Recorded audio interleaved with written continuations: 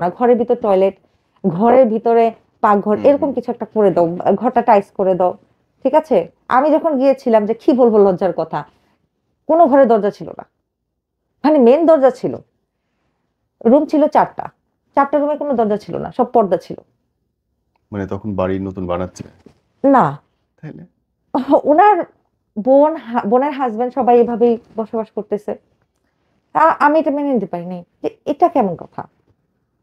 ঠিক আছে? আমি ১ম বার শুনলাম এরকম কাহিনী। হ্যাঁ, এটা হইতো। এটা হইছে আমার সাথে। তো পরে আমি এটা নিয়ে অবজেকশন করছি যে আমার অনেক বেশি আনইজি ফিল করি।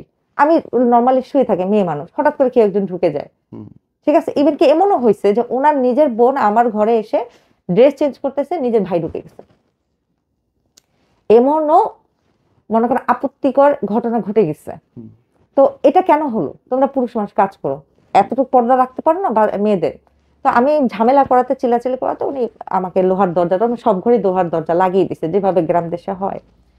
তো লাগিয়ে দিছে, যাই হোক। তো উনি তারপরে এখান থেকে এসে চলে গেল।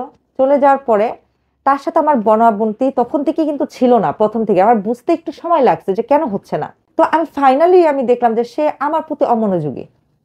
আমার প্রতি টোটালি অমনোযোগী।